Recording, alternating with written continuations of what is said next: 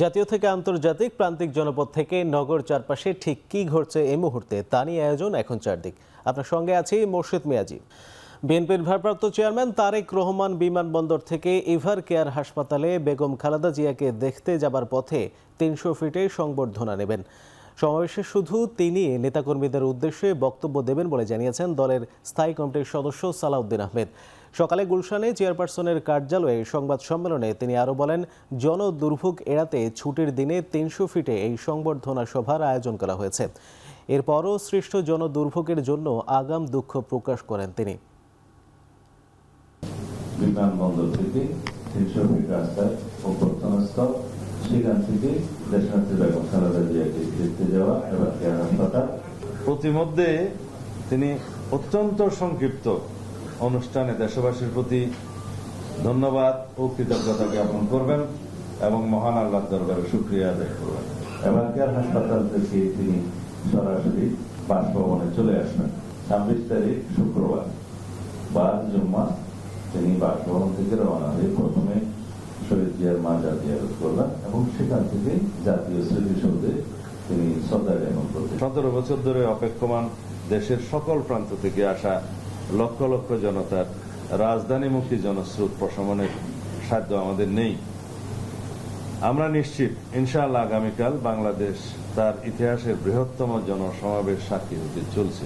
এই আয়োজনে যতটুকু জনদুর্ভোগ হবে সেই জন্য আমরা আন্তরিকভাবে জাতির কাছে, সকলের কাছে আগাম দুঃখ প্রকাশ করছি ও ক্ষমা প্রার্থনা করছি। বিএনপির ভারপ্রাপ্ত চেয়ারম্যান তারেক রহমানকে সংবর্ধনা দিতে রাজধানীর পূর্বাচল ৩০০ ফিট এলাকায় নির্মিত মঞ্চ প্রায় প্রস্তুত। ১৭ বছর পর তারেক রহমানের দেশে ফেরা কেন্দ্র করে সমাবেশস্থলে নেওয়া হয়েছে বাড়তি নিরাপত্তা ব্যবস্থা। বিএনপির পক্ষ থেকেও নেওয়া হয়েছে ব্যাপক প্রস্তুতি। এ বিষয়ে আরও জানাতে এই মুহূর্তে ৩০০ ফিটের সমাবেশস্থল থেকে আছেন সহকর্মী শাহাদাত অভ্র। সমাবেশস্থলে নেতা কর্মীরা ভিড় করছেন, মঞ্চ তৈরি হয়েছে, নিরাপত্তা ব্যবস্থা সব মিলিয়ে আপনার কাছে এই মুহূর্তে কি তথ্য আছে জানাবেন।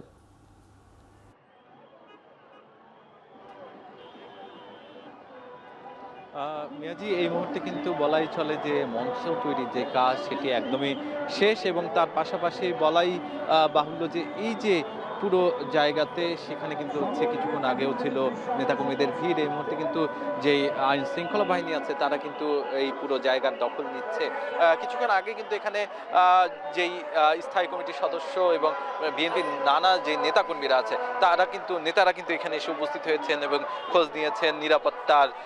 এই মুহূর্তে পুলিশের সাথে সাথে আমরা এখানে লক্ষ্য করছি যে কাজ করছে যেই চেয়ারপারসন স্পেশাল ফোর্স তারা কিন্তু এখানে কাজ করছে। বিশেষ করে সন্ধ্যার মধ্যে এই পুরো জায়গার যেই নিরাপত্তা সেটি কিন্তু নিশ্চিত করার জন্য পুলিশের সাথে পুলিশ কিন্তু বলেছে যে তাদের যেই নিরাপত্তা সেটা আগে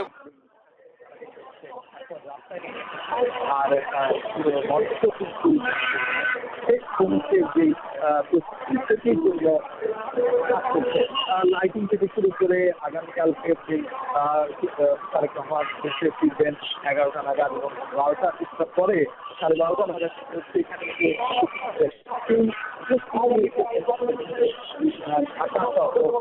আশেপাশে এবং বাংলাদেশের প্রান্তিক জায়গা থেকে হচ্ছে এখানে কয়েক হাজার মানুষ এবং আগামীকালকে কিন্তু বলা হচ্ছে যে সর্ববৃহৎ দেখবে বাংলাদেশ। আর সেই জায়গায় কিন্তু প্রায় 10 থেকে 15 লাখের অধিক মানুষ আসবে বলে 15 লাখের অধিক মানুষ আসবে বলে আশা প্রকাশ করেছে বিএনপি এবং তারা বলছে যে আগামীকালকের যেই জনসভা দীর্ঘ 17 বছর পর তারেক রহমান দেশে ফিরে ঐতিহাসিক যেই স্বদেশ প্রত্যাবর্তন সেই স্বদেশ প্রত্যাবর্তনকে কেন্দ্র করে কিন্তু হচ্ছে সাধারণ মানুষও কিন্তু আসবে, শুধু নেতাকর্মী নয়।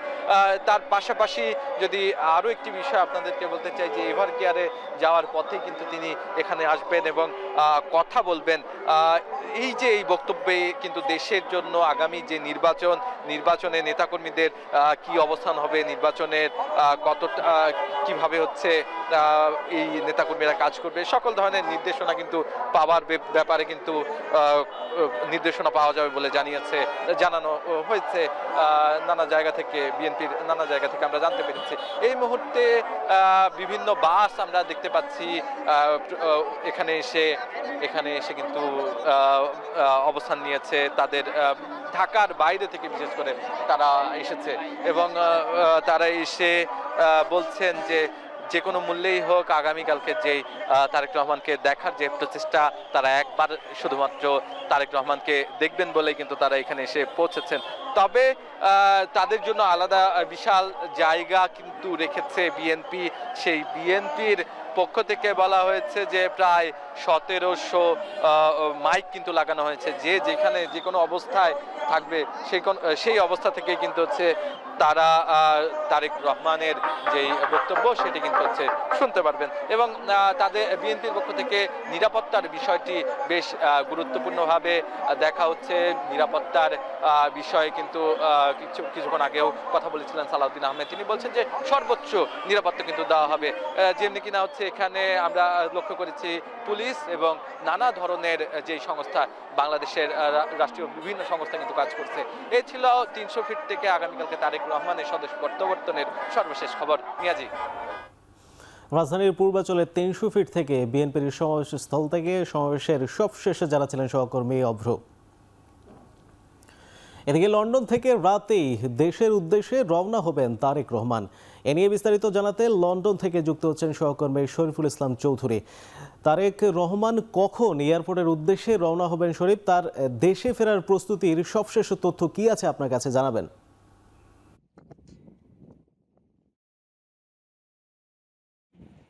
আপনি জানেন বিএনপির ভারপ্রাপ্ত চেয়ারম্যান তারেক রহমান কয়েক ঘন্টার মধ্যেই বাংলাদেশের উদ্দেশ্যে তিনি রওনা দিবেন।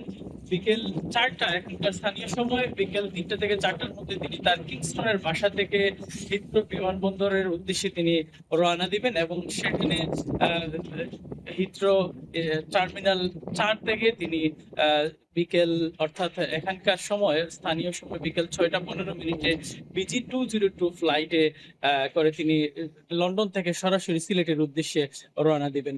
আমরা বিএনপির এখানকার যারা নেতৃস্থানীয় রয়েছেন তারা বলছেন যে এখানে বিএনপির যারা অঙ্গ সংগঠন এবং কর্মী সমর্থক যারা রয়েছেন তাদের সবাইকে বারবার বারণ করা হয়েছে কেউ যাতে এয়ারপোর্টে তাদের নেতাকে তারেক রহমানকে বিদায় দিতে না চান। সেটি যে তারেক রহমান গত 16 ডিসেম্বরের প্রোগ্রামে সরাসরি তিনি বারণ করেছেন কেউ যাতে এখানে না যায়। এবং আমরা ইতিপূর্বে এর আগেও দেখেছি যে খালেদা জিয়াকে শেষবারের মতো যখন বিদায় দেওয়া হয় লন্ডন থেকে, তখন এখানে বেশ মানুষজনের ভিড় হয়েছিল এবং হাজার শত মানুষজন ভিড় করেছিলেন। সেই কারণে তিনি বলছিলেন যে এখানে কেউ যাতে না যায় এবং গেলে যেটা হয় যে বাংলাদেশের সুনাম ক্ষুণ্ণ হবে, পাশাপাশি দলেরও সুনাম ক্ষুণ্ণ হবে। সেই কারণে বারবার তিনি নিষেধ করেছেন এবং এখানকার বিএনপির স্থানীয় যারা রয়েছেন, যে কমিটি হয়েছে আহ্বায়ক কমিটির সদস্য সচিব যেমন বারবার তাদেরকে নিষেধ করেছেন যে কেউ যাতে না যায়। তো সব মিলিয়ে তাদের প্রস্তুতি এমনটাই ছিল।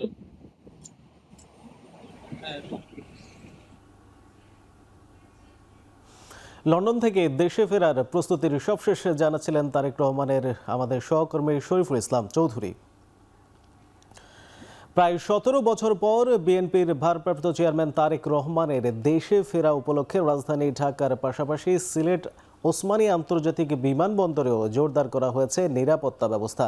সিলেট বিমানবন্দর কর্তৃপক্ষ জানায়, লন্ডন থেকে সরাসরি একটি ফ্লাইট সকাল 9:30টার দিকে সিলেট ওসমানী আন্তর্জাতিক বিমানবন্দরে অবতরণ করবে। 1 ঘন্টার যাত্রা বিরতির পরই দুপুর 12:30টার দিকে তারেক রহমানকে বহনকারী বিমানটি ঢাকার হজরত শাহজালাল আন্তর্জাতিক বিমানবন্দরের উদ্দেশ্যে রওনা দেবে। যাত্রাপথে সিলেট বিরতি থাকায় বিমানবন্দর ও আশেপাশের এলাকায় সর্বোচ্চ নিরাপত্তা নিশ্চিত করতে সতর্ক অবস্থানে রয়েছে আইনশৃঙ্খলা বাহিনী। পুলিশ, র্যাব, বিজিবি ও বিভিন্ন গোয়েন্দা সংস্থা পরিস্থিতি নিবিড়ভাবে পর্যবেক্ষণ করছে বলেও জানিয়েছেন সিলেট মেট্রোপলিটন পুলিশের কমিশনার। এদিকে নিরাপত্তার স্বার্থে বিদেশগামী যাত্রীদের সঙ্গে অতিরিক্ত স্বজনদের বিমানবন্দরে প্রবেশে নিরুৎসাহিত করা হয়েছে। তবে সিলেটের সার্বিক আইনশৃঙ্খলা পরিস্থিতি নিয়ে কোনো শঙ্কা নেই বলেও জানিয়েছেন স্থানীয় বিএনপির নেতৃবৃন্দ। একই সঙ্গে দলীয় নেতাকর্মীদের বিমানবন্দরে ভিড় না করার আহ্বান জানিয়েছে সিলেট মহানগর বিএনপি। যত সিকিউরিটি স্টেক হোল্ডার আছে তাদের সাথে আমরা কোঅর্ডিনেশন মিটিং করেছি কয়েক ধাপে, এবং আমাদের ওভারঅল সিকিউরিটি ডিপ্লয়মেন্ট থাকবে এবং এখানে নিরাপত্তাটাকে আমরা নিশ্চিত করার চেষ্টা করেছি। আমি পার্সোনালি আজকে ভিজিট করলাম যে আমাদের সিকিউরিটি যে প্ল্যানিং আছে সেই প্ল্যানিংগুলোর কোথাও কোনো গ্যাপ আছে কিনা। বাংলা একাডেমি আব্দুল করিম সাহিত্য বিশারদ মিলনায়তনে একটি বইয়ের মোড়ক উন্মোচন বক্তব্য রাখছেন বিএনপির স্থায়ী কমিটির সদস্য আমির খসরু মাহমুদ চৌধুরী। সরাসরি চলে যাচ্ছে সেখানে। তাকে যদি আমি স্কিল ডেভেলপমেন্ট করতে পারি, তাকে যদি আমি ডিজাইনিং সাপোর্টটা দেই, তাকে যদি আমি ব্র্যান্ডিংটা করার সুযোগ দেই, এবং তাকে যদি আমি অনলাইন আলিবাবা, অ্যামাজন, ইবেতে বিক্রি করার প্ল্যাটফর্ম দেই, ওই মহিলা ওই পার্টি 700 টাকার পার্টি 3000 টাকা বিক্রি হবে ওয়ার্ল্ড মার্কেটে, বাংলাদেশের মার্কেটে। এটা হচ্ছে ক্ষমতায়ন। যে এই ওদেরকে নিয়ে আমাদের চিন্তা, যে তারেক রহমান সাহেব যে চিন্তাটা আছে সকলের জন্য, যে আমাদের ইয়াং ছেলে মেয়েরা আজকে কাজকর্ম নাই, ম্যাট্রিক আইএ বিএ পাস করে এরাই সবচেয়ে বেশি কিন্তু কাজের বাইরে, এরাই বেশি সবচেয়ে। এদের জন্য যেটা আমরা উনি চিন্তা করছে, বাংলাদেশ একটা রোবাস্ট ইন্টারনেটের মাধ্যমে, মানে আনইন্টারাপ্টেড পাওয়ার সাপ্লাইয়ের মাধ্যমে গ্রামে গঞ্জে আমরা প্রত্যেকটা এলাকায় আমরা কল সেন্টার করব। কল সেন্টারে কারা কাজ করবে? মহিলারা ম্যাক্সিমাম কল সেন্টারে কাজ করবে। ওদেরকে শহরে আসার দরকার নেই, ওর উপজেলায় থেকে সে কল সেন্টারে কাজ করবে, এবং তখনই এমপ্লয়মেন্ট হবে। 1 কোটি এমপ্লয়মেন্ট এটা কোনো স্বপ্ন না, এটার উপর উনি কাজ করেছেন, আমরা কাজ করেছি। এখানে লক্ষ লক্ষ ছেলে মেয়েরা আইটি রিলেটেড বিজনেসে অনলাইনে ব্যবসাও করবে, চাকরিও করবে, কল সেন্টারে চাকরি করবে, ডেটা সেন্টারে কাজ করবে, তার প্রোডাক্ট সে অনলাইনে বিক্রি করবে, গ্লোবালি বিক্রি করবে। বাংলা একাডেমিতে বক্তব্য রাখছিলেন বিএনপির স্থায়ী কমিটির সদস্য আমির খসরু মাহমুদ চৌধুরী। বিএনপির ভারপ্রাপ্ত চেয়ারম্যান তারেক রহমানের স্বদেশ প্রত্যাবর্তন উপলক্ষে ট্রেনে উত্তরাঞ্চল থেকে ঢাকার উদ্দেশ্যে দলে দলে রওনা হচ্ছেন বিএনপির নেতাকর্মীরা। রাতে স্পেশাল ট্রেন থাকলেও অনেকে আগে পৌঁছাতে ধরেছেন ঢাকাগামী আন্তনগর ট্রেন। এছাড়া 130টি বাস ও 2 শতাধিক যানবাহনে অন্তত 25,000 নেতাকর্মী যাচ্ছেন নাটোর থেকে। এ নিয়ে নাটোর রেল স্টেশন থেকে যুক্ত হচ্ছেন সহকর্মী মাহবুব হোসেন। মাহবুব, তারেক রহমানের আগমন উপলক্ষে নেতাকর্মীদের ঢল কেমন দেখছেন?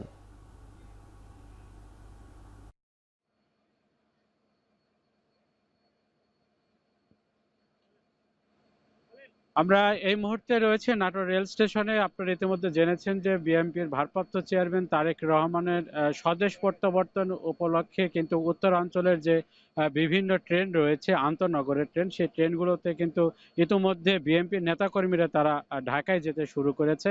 আপনাকে জানিয়ে রাখি যে আজকে রাত 10টায় কিন্তু নাটোর রেল স্টেশনে 4টি বগি নিয়ে স্পেশাল যে ট্রেন রয়েছে সেটি কিন্তু নেতাকর্মীদের নিয়ে রওনা দিবেন। এরপরে ঈশ্বরদী বাইপাস থেকে 2টি এবং চাটমোহর থেকে আরো 2টি যে এই স্পেশাল ট্রেনের সাথে কিন্তু যে বগি রয়েছে সেটি যুক্ত হবে। এছাড়া আপনাকে আরেকটু জানিয়ে রাখি, এছাড়া ট্রেনের পাশাপাশি কিন্তু যে নেতাকর্মীরা কিন্তু তারা ব্যক্তিগতভাবে বিভিন্ন বাসে কিন্তু তারা চলে যাচ্ছেন এবং অনেকে যাওয়ার প্রস্তুতি নিচ্ছেন। এবং আমরা নাটোর জেলা বিএনপির আহ্বায়ক তার সঙ্গে কথা বলেছি, তিনি আমাদেরকে জানিয়েছেন যে প্রায় 2 শতাধিক বাস কিন্তু নাটোর থেকে ঢাকায় যাচ্ছে এবং 130টি যানবাহন কিন্তু ইতিমধ্যে ঢাকায় পৌঁছেছে বলে আমাদেরকে জানিয়েছেন। সব মিলে 25 থেকে 30,000 নেতাকর্মী কিন্তু ঢাকায় অবস্থান করবে আগামীকাল।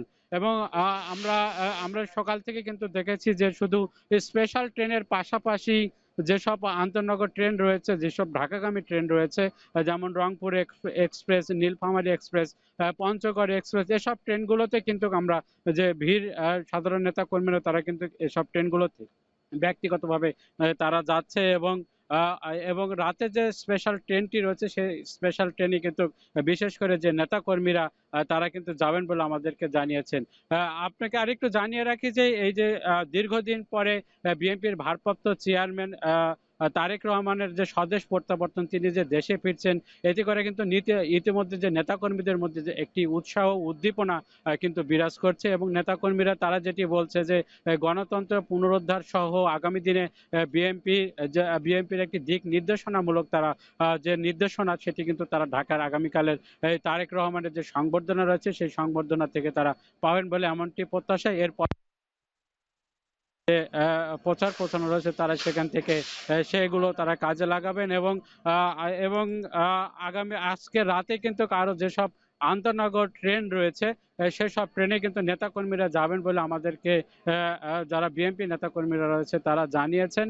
এবং স্পেশাল ট্রেনের পাশাপাশি এই নাটোর থেকে 130টি বাস এবং 2 শতাধিক যে ছোট ছোট যানবাহন রয়েছে সেসব যানবাহনে কিন্তু নেতাকর্মীরা তারা তারেক রহমানের সংবর্ধনা সভায় তারা যোগদান করবেন।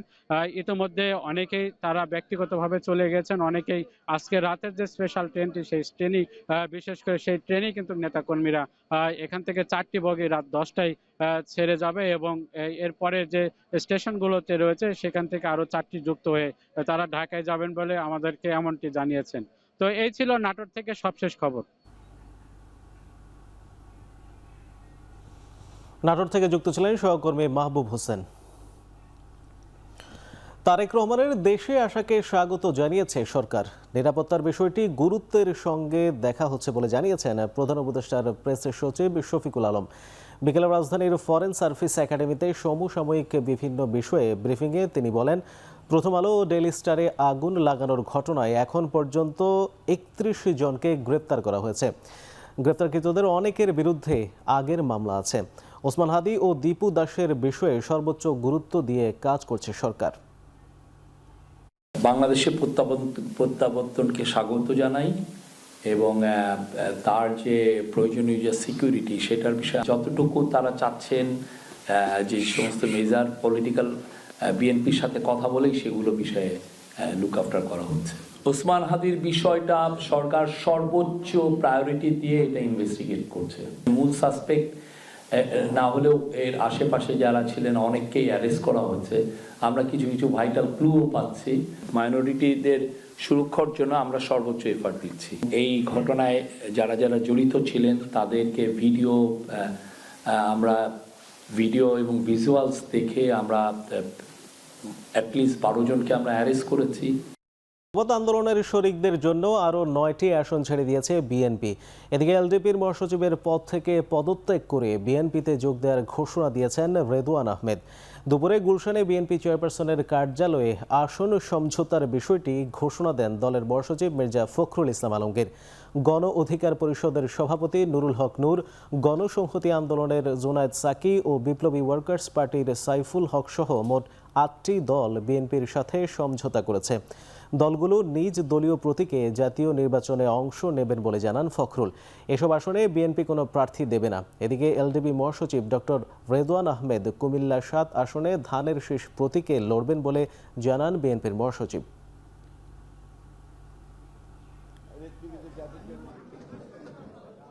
আহমেদ এলডিপি থেকে যোগ দিলেন, আমার বিএনপিতে যোগ দিয়েছেন। তার জন্য আমরা কুমিল্লা 7 এই আসনটি আমরা এটা তাকে দেওয়া হচ্ছে। ঝিনাইদহ 4 মোহাম্মদ রাশেদ খান গণ অধিকার, ববি হাজ্জাজ এনডিএম তিনি বিএনপিতে যোগ দেবেন এবং সেটা ঢাকা 13। বিপ্লবী ওয়ার্কার্স পার্টির জনাব সাইফুল হক ঢাকা 12। মাহমুদুর রহমান মান্না বগুড়া 2 নাগরিক ঐক্য। নুরুল হক নূর গণ অধিকার পটুয়াখালী 3। ব্রাহ্মণবাড়িয়া 6 মোহাম্মদ জুনায়েদ আব্দুর রহিম সাকি গণসংহতি আন্দোলন। আসন্ন ত্রয়োদশ জাতীয় সংসদ নির্বাচনকে সামনে রেখে ব্রাহ্মণবাড়িয়া 2 আসন থেকে মনোনয়ন ফর্ম সংগ্রহ করেছেন বিএনপির আন্তর্জাতিক বিষয়ক সহ সম্পাদক ব্যারিস্টার রুমিন ফারহানা। বুধবার দুপুর 2:15টার দিকে সরাইল উপজেলা নির্বাহী কর্মকর্তা ও সহকারী রিটার্নিং কর্মকর্তার কার্যালয় থেকে তার পক্ষে মনোনয়ন ফর্ম সংগ্রহ করেন সরাইল উপজেলা যুব দলের সাবেক সাংগঠনিক সম্পাদক আলী হোসেন। এ সময় সরাইল ও আশুগঞ্জ উপজেলা বিএনপি, যুবদল ও ছাত্র দলের বর্তমান ও সাবেক কয়েকশো নেতাকর্মী উপস্থিত ছিলেন। ব্রাহ্মণবাড়িয়া 2 আসনে বিএনপির একাধিক সম্ভাব্য প্রার্থী থাকলেও দলটি আসনটি শরিক দল জমিয়তে উলামায়ে ইসলাম বাংলাদেশকে ছেড়ে দিয়েছে। ফলে এই আসনে বিএনপির সমর্থনে প্রতিদ্বন্দ্বিতা করবেন জমিয়তের সহ সভাপতি মাওলানা জুনায়েদ আল হাবিব।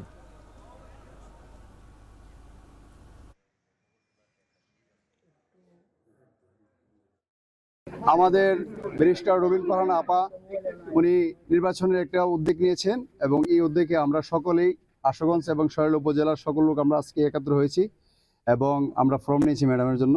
আমরা এখন বিশ্বাস করি গণতন্ত্রকে এবং আমরা একটা সরাইল আশুগঞ্জ ভালো একটা ইলেকশন হোক, ফেয়ার ইলেকশন, আমরা এটার পক্ষে। ঋণখেলাপির তালিকা থেকে নাম বাদ দেওয়ার নির্দেশনা চেয়ে নাগরিক ঐক্যের সভাপতি মাহমুদুর রহমান মান্নার রিট খারিজ করে দিয়েছে হাইকোর্ট। এর ফলে আসন্ন জাতীয় নির্বাচনে তিনি অংশ নিতে পারবেন না বলে জানিয়েছেন রাষ্ট্রপক্ষের আইনজীবী। বুধবার বিচারপতি মোহাম্মদ বজলুর রহমান ও বিচারপতি মোহাম্মদ মঞ্জুরুল আলমের হাইকোর্ট বেঞ্চ এই আদেশ দেন। আদালতে মাহমুদুর রহমান মান্নার পক্ষে শুনানি করেন জ্যেষ্ঠ আইনজীবী আহসানুল করিম ও ব্যারিস্টার জ্যোতির্ময় বড়ুয়া। রাষ্ট্রপক্ষে শুনানি করেন deputy attorney general Shafiqur Rahman. জোট ভিত্তিক নির্বাচনী সমঝোতার অংশ হিসেবে বগুড়া 2 আসনে বিএনপির মনোনয়ন পান নাগরিক ঐক্যের সভাপতি মাহমুদুর রহমান মান্না। বুধবার দুপুরে সংবাদ সম্মেলনে বিএনপি মহাসচিব মির্জা ফখরুল ইসলাম আলমগীর বিএনপির শরিক ও জোটভুক্ত দলগুলোর জন্য মোট 9টি আসন ছেড়ে দেওয়ার ঘোষণা দেন।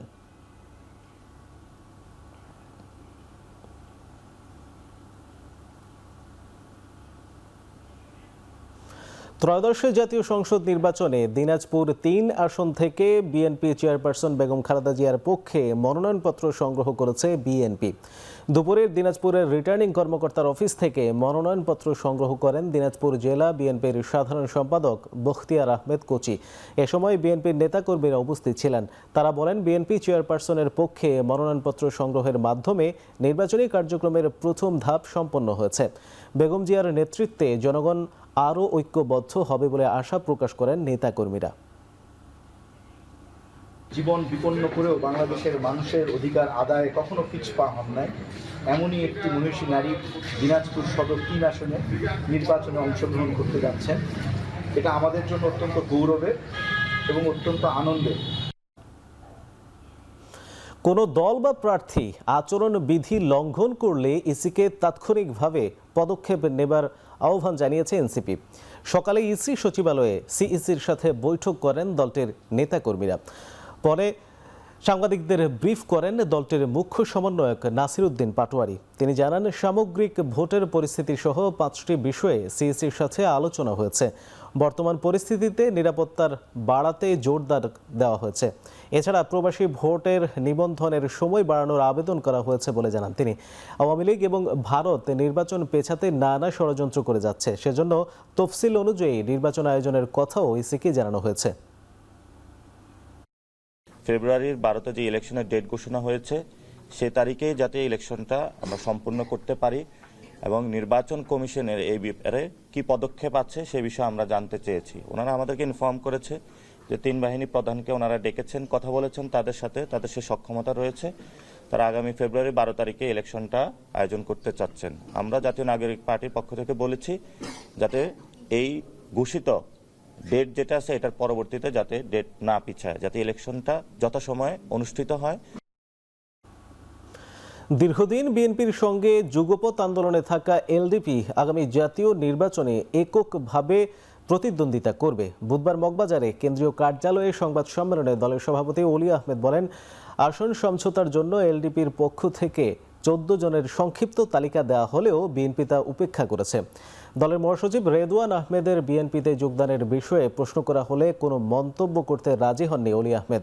জানান, এখনও তার পদত্যাগপত্র হাতে পাননি। শর্ট লিস্ট যে 14 জনের নাম দিয়েছি সেটা সম্বন্ধে আমি বলেছি যে 14 জনকে দিতে হবে, এটা আমরা এটা নিয়ে ঝগড়া করব না। এই 14 জনের মধ্যে যারা বিবেচনায় আসবে তাদেরকে অন্তত দেন। কিন্তু দুঃখের বিষয় হলো বিএনপি একবারও বসে নেই, কিন্তু আমাদেরকে এভাবে অবমূল্যায়ন করাবে এটা আমরা কল্পনাও করিনি। যখন বিএনপির বিপদের দিন ছিল সবাই আমার বাসায় দৌড়ে আসতো, সবাই টেলিফোন করতো। এবি পার্টির চেয়ারম্যান মুজিবুর রহমান মঞ্জু বলেছেন, দেশের আইন শৃঙ্খলা পরিস্থিতি কোনোভাবেই সন্তোষজনক নয়। রাজনৈতিক দলগুলোর সহিংস কর্মকাণ্ড অব্যাহত থাকলে একটি সুষ্ঠু ও গ্রহণযোগ্য নির্বাচন অসম্ভব হয়ে পড়বে। নির্বাচন উৎসবমুখর না হয়ে বেদনাদায়ক হয়ে উঠবে বলেও মন্তব্য করেন তিনি। ত্রয়োদশ জাতীয় সংসদ নির্বাচনে ফেনী 2 সদর সংসদীয় আসনের জন্য মনোনয়নপত্র সংগ্রহ শেষে এসব কথা বলেন মুজিবুর রহমান মঞ্জু। সবাই বলছে যে আইন শৃঙ্খলা পরিস্থিতি কোনোভাবেই সন্তোষজনক না। আরও 50 জন প্রার্থীকে নাকি এভাবে খুন করা হবে, এই ধরনের হুমকি নানাভাবে বয়ে বেড়াচ্ছে। তারপরেও আমরা প্রশাসনের খুব বেশি টনক নড়ছে বলে মনে করছি না। আমরা অপরদিকে বিভিন্ন রাজনৈতিক দলের নানা ধরনের হিংসাত্মক কার্যকলাপ দেখছি। আমরা মনে করি এরকম যদি চলে তাহলে নির্বাচন খুব অসম্ভব হয়ে পড়বে এবং এই নির্বাচন উৎসবমুখর বা অংশগ্রহণমূলক না হয়ে বরং এটা বেদনাদায়ক একটা নির্বাচন হবে। আগামী কয়েক মাস বাংলাদেশের জন্য খুবই গুরুত্বপূর্ণ জানিয়ে সিপিডির সম্মানীয় ফেলো ডক্টর দেবপ্রিয় ভট্টাচার্য বলেছেন, এ সময় ঐকমত্য তৈরি না হলে সুষ্ঠু নির্বাচন সম্ভব হবে না। সকালে রাজধানীর সিউডাব মিলনায়তনে নির্বাচন ব্যবস্থা সংস্কারের অগ্রগতি নিয়ে সুশাসনের জন্য নাগরিক সুজন আয়োজিত গোলটেবিল আলোচনা সভায় তিনি এসব কথা বলেন। ডক্টর দেবপ্রিয় আরও বলেন, দেশের নাগরিকরা এখন অনেক বেশি সচেতন। ভোট পরবর্তী সময়ে জনপ্রতিনিধিরা যদি ভোটারদের কথা না রাখে তবে তাদের দেশে থাকা মুশকিল হবে। থানা থেকে লুট হওয়া অস্ত্র উদ্ধার করা না গেলে তা নির্বাচনের জন্য অশনি সংকেত হয়ে দাঁড়াবে বলেও হুঁশিয়ারি করেন তিনি। সভায় নির্বাচন ব্যবস্থা সংস্কার কমিশনের সদস্যরা বলেন, নির্বাচনকে কেন্দ্র করে চ্যালেঞ্জগুলো চিহ্নিত করেই সুষ্ঠু নির্বাচন করতে হবে।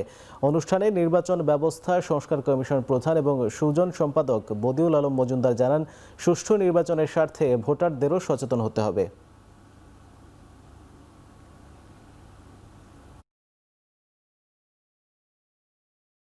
রাজনীতিবিদদের সাথে একত্রিত সরকারের নির্বাচন প্রক্রিয়ার সাথে যুক্তদের সাথে থেকে এবং সেনাবাহিনী সহ আইন রক্ষাকারী বাহিনীর সাথে একসাথে আমাদের কাজ করার এটাই সময়।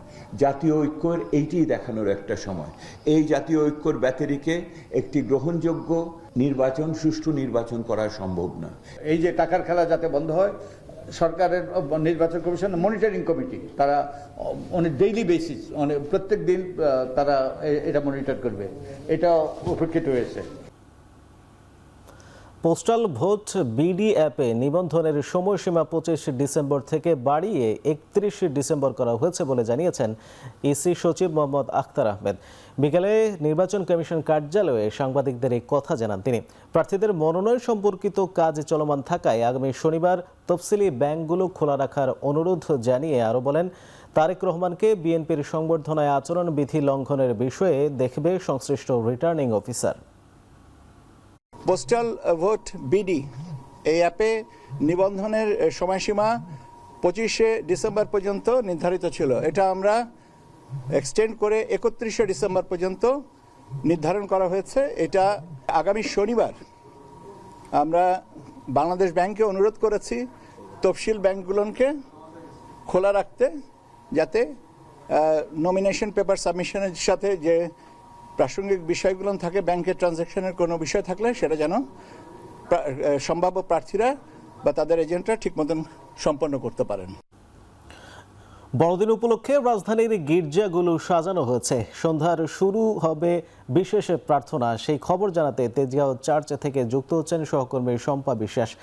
শম্পা, বড়দিনের আনুষ্ঠানিকতায় আজ কি কি রয়েছে বিস্তারিত জানাবেন।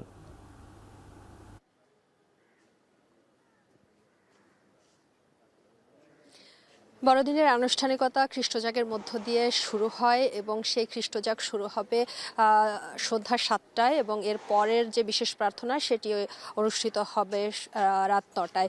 আজকে এই আনুষ্ঠানিকতার পরে আগামীকাল সকাল 6:30টায় শুরু হবে বড়দিনের মূল প্রার্থনা এবং তারপরের প্রার্থনাটি অনুষ্ঠিত হবে বেলা 9টায়। এবং আমরা দেখতে পাচ্ছি ইতোমধ্যে চার্চ সেজে উঠেছে রঙিন আলোকসজ্জায়। এখানে ইতোমধ্যে যারা খ্রিস্ট ধর্মাবলম্বী আছেন তারা আসতে শুরু করেছেন বিশেষ প্রার্থনায় অংশ নেওয়ার জন্য। আমরা কিছুক্ষণ আগে তেজগাঁ চার্চের ফাদারের সঙ্গে কথা বলেছি। তিনি জানিয়েছেন যে এইবার বিশেষ প্রার্থনায় মূলত গুরুত্ব দেওয়া হবে দেশ এবং বিশ্বের শান্তি কামনা। সঙ্গে তিনি কিছুটা হলেও বর্তমান পরিস্থিতি নিয়ে উদ্বেগ প্রকাশ করেছেন এবং তিনি বলেছেন প্রার্থনা নিয়ে কোনো শঙ্কা নেই, তবে এক ধরনের নিরাপত্তা নিয়ে শঙ্কার কথা তিনি আমাদেরকে জানিয়েছেন। আমরা একটু জানিয়ে রাখি যে যিশু গোয়ালঘরে জন্মগ্রহণ করেছিলেন এবং তিনি সাধারণের মতো অন্য সব মানুষের মতো করে এই পৃথিবীতে এসেছেন। এই যে গোয়ালঘরে জন্ম নেওয়ায় তার এই বার্তাটি দেয় যে তিনি আসলে অন্যদের মতো অতি সাধারণ এবং তিনি সবার জন্য। মূলত তিনি যে শাশ্বত বাণীগুলো দিয়েছেন সেগুলো পৃথিবীতে সবার মাঝে ছড়িয়ে পড়ুক এবং শান্তি ভ্রাতৃত্ব সবার মধ্যে গড়ে উঠুক, এটিই তার বাণী ছিল। খ্রিস্ট ধর্মাবলম্বীরা সবসময় সেই শান্তি কামনা করে থাকেন বড়দিনে এবং এবারেও তার ব্যতিক্রম হবে না। তারা আসলে বিশ্বাস করেন যে যিশু খ্রিস্ট ঈশ্বরের সঙ্গে খ্রিস্ট ধর্মাবলম্বীদের পুনর্মিলন ঘটাবেন এবং সেই জন্যই যিশু খ্রিস্টের এই জন্মদিনের জন্য বা বড়দিনের জন্য সবাই বছর ভরে অপেক্ষা করে থাকে। আমরা তেজগাঁ চার্চের যেসব আনুষ্ঠানিকতা রয়েছে সেটির খবর জানাচ্ছিলাম। একটু জানাতে চাই প্রস্তুতির খবর। প্রস্তুতি ইতোমধ্যে সম্পন্ন হয়েছে। সবশেষ কিছু টুকিটাকি প্রস্তুতির কাজ এখনো চলমান রয়েছে। আমরা দেখতে পাচ্ছি যে ক্রিসমাস ট্রি, সান্টা ক্লজ, বরফের ঘর সবকিছুই কিন্তু প্রস্তুত রয়েছে। শুধুমাত্র এখন প্রার্থনা বাকি এবং সেই প্রার্থনার মধ্য দিয়ে আসলে ঈশ্বরপুত্র যিশুর বন্দনা করবেন খ্রিস্ট ধর্মাবলম্বীরা। আমরা যখন প্রার্থনা শুরু হবে তখন নিশ্চয়ই বাকি আনুষ্ঠানিকতা এবং বাকি সব খবরাখবর জানাতে পারবো বড়দিনের। এখন এই মুহূর্তে আমার কাছে এই পর্যন্ত ছিল বড়দিনের খবরাখবর। তেজগাঁও চার্চ থেকে খ্রিস্টানদের বড়দিনের সাজসজ্জার সবশেষ জানাচ্ছিলেন সহকর্মী শম্পা বিশ্বাস। খ্রিস্ট ধর্মাবলম্বীদের সবচেয়ে বড় ধর্মীয় উৎসব বড়দিন। বড়দিনকে ঘিরে বগুড়ার গির্জাসহ তারকা হোটেলগুলো সাজানো হয়েছে বর্ণিল রং ও সাজে। বিস্তারিত জানাতে হোটেল মম ইন থেকে যুক্ত হচ্ছেন সহকর্মী মাজেদুর রহমান। মাজেদ, বড়দিনকে বরণ করতে কি প্রস্তুতি নিচ্ছে বগুড়াবাসী?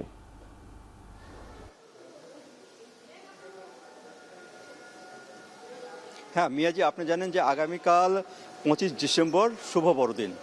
খ্রিস্টান ধর্মাবলম্বীদের মতে এই দিনটি হলো তাদের প্রধান ধর্মীয় উৎসব এবং এই দিনটিকে কেন্দ্র করে কিন্তু সারা বছরই যে খ্রিস্ট মণ্ডলী রয়েছেন তারা কিন্তু উন্মুখ হয়ে থাকেন এবং এই দিনটিকে তারা বরণ করে নেওয়ার জন্য আগ থেকে কিন্তু বিভিন্ন চার্চ এবং তারকা হোটেলগুলো সেজে ওঠে। যেমন আজকে আমি যে তারকা হোটেলে রয়েছি সেখানে কিন্তু যে গাছটি রয়েছে, যে ট্রি, ক্রিসমাস ট্রি, সেটা কিন্তু সাজানো হয়েছে। এছাড়া আরও যে গোশালা রয়েছে যেখানে যীশুখ্রিস্ট জন্মগ্রহণ করেছিলেন, যে গোশালাতে সেই গোশালাও রয়েছে এখানে। আর যে বেতেলহোমে যে গোশালায় এখানে সেটি কিন্তু এখানে শোভা পাচ্ছে। আর চার্চগুলো বিশেষ প্রার্থনার জন্য সাজানো হয়েছে। আজকে সকাল 9টা রাত 9টায় তাদের যে প্রার্থনা সভা, সেই প্রার্থনা সভার মধ্যে কিন্তু এই জন্মদিনটি অর্থাৎ বড়দিনটি কিন্তু উদযাপন শুরু হবে এবং কালকে কিন্তু বিশেষ প্রার্থনা রয়েছে। তাছাড়া আত্মীয় স্বজনদের খাবার রয়েছে, ছোট ছেলে মেয়েদের যে বিতরণ করা, যে গিফট দেওয়া, সেটি কিন্তু রয়েছে। সান্টা ক্লজ সেজে যে গিফট, চকলেট, এসব বিতরণও কিন্তু রয়েছে। আর আমরা যেখানটায় রয়েছি সেখানে কিন্তু যে এই হোটেলটি 5 তারকা হোটেলটি, এই হোটেলটিতে কিন্তু খাবারে এক ব্যবস্থা রাখা হয়েছে যে খাবারে খুব কম মূল্যে কিন্তু তারা খাবার পরিবেশন করবেন। এখানে কিন্তু যে হোটেলটি, সেই হোটেলটি কিন্তু একদম কানায় কানায় পূর্ণ হয়েছে। বিভিন্ন খ্রিস্টান ধর্মাবলম্বী, বিশেষ করে বিদেশিরা যারা বাংলাদেশি থাকেন তারা বিশেষ রূপপুর, পাবনার রূপপুরের যে কেন্দ্র রয়েছে, বিদ্যুৎ কেন্দ্র রয়েছে, সেই বিদ্যুৎ কেন্দ্র থেকে কিন্তু অনেক বিদেশি রাশিয়ানরা এখানে এসেছেন তারা বড়দিনকে সেলিব্রেট করার জন্য।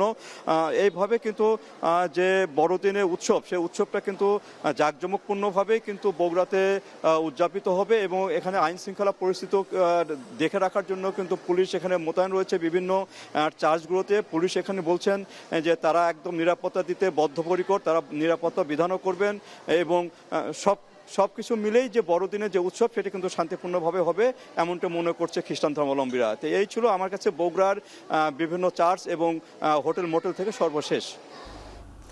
দেশের ২৬তম প্রধান বিচারপতি হিসেবে নিয়োগ পেয়েছেন সুপ্রিম কোর্টের আপিল বিভাগের বিচারপতি জুবায়ের রহমান চৌধুরী। বর্তমান প্রধান বিচারপতি ডক্টর সৈয়দ রেফাত আহমেদের স্থলাভিষিক্ত হবেন তিনি। বুধবার আইন, বিচার ও সংসদ বিষয়ক মন্ত্রণালয়ের আইন ও বিচার বিভাগের প্রজ্ঞাপন প্রকাশ করা হয়। এতে বলা হয়, বাংলাদেশের সংবিধানের ৯৫ নম্বর অনুচ্ছেদের ১ দফার ক্ষমতা বলে রাষ্ট্রপতি বাংলাদেশ সুপ্রিম কোর্টের আপিল বিভাগের বিচারপতি জুবায়ের রহমান চৌধুরীকে দেশের প্রধান বিচারপতি নিয়োগ করেছেন। এই নিয়োগ শপথ গ্রহণের তারিখ হতে কার্যকর হবে বলেও প্রজ্ঞাপনে উল্লেখ করা হয়।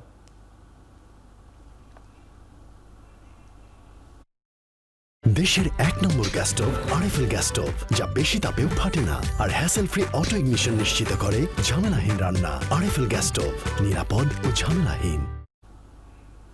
তুরস্কের রাজধানী আঙ্কারার কাছে মর্মান্তিক বিমান দুর্ঘটনায় প্রাণ হারিয়েছেন লিবিয়ার সেনা প্রধান সহ অন্তত ৮ জন। নিহতদের মধ্যে সেনাপ্রধান মোহাম্মদ আলী আহমেদ আল হাদ্দাদের ৪ জন সহযোগী ও ৩ জন ক্রু ছিলেন। আঙ্কারার এসএন বোগা বিমানবন্দর থেকে ত্রিপোলির উদ্দেশ্যে ছেড়ে যাওয়া প্রাইভেট বিজনেস জেটটি উড্ডয়নের কিছু সময় পরেই যোগাযোগ বিচ্ছিন্ন হয়ে যায়। পরে আঙ্কারা থেকে ৭৪ কিলোমিটার দূরে হাইমানা জেলার কাছে মেলে বিমানের ধ্বংসাবশেষ। সামরিক কমান্ডারদের সঙ্গে বৈঠক করতে তুরস্ক সফরে গিয়েছিলেন লিবিয়ার সেনাপ্রধান আল হাদ্দাদ ও তার সঙ্গীরা। বিধ্বস্ত বিমানটি লিবিয়া সরকারের ভাড়া করা বিমান ছিল। এ ঘটনায় ৩ দিনের রাষ্ট্রীয় শোক ঘোষণা করেছেন লিবিয়ার প্রধানমন্ত্রী। প্রাথমিকভাবে ধারণা করা হচ্ছে কারিগরি ত্রুটির কারণে বিমানটি বিধ্বস্ত হয়েছে। দুর্ঘটনার কারণ অনুসন্ধানে এরই মধ্যে তদন্ত শুরু হয়েছে। শেষ করছি এখন চারদিক। এখন টেলিভিশন ওয়েবসাইটে দেখতে ভিজিট করুন www.ekhon.tv। এছাড়া ফেসবুকে দেখতে ভিজিট করুন facebook.com/tv.ekhon এবং ইউটিউবে দেখতে ভিজিট করুন youtube.com/c/ekhon tv।